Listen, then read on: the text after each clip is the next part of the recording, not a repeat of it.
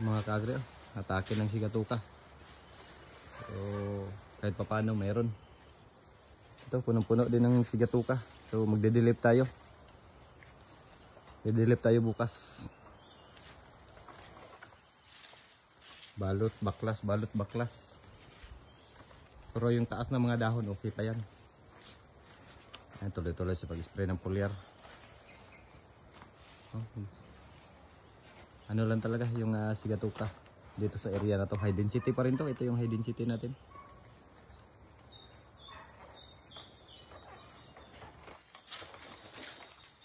Baklas, baging. So kahit mababa yung presyo, tuloy. Yung activity lang, nag-adjust lang tayo ng mga activity muna. Dami na. Adjust muna tayo ng activity.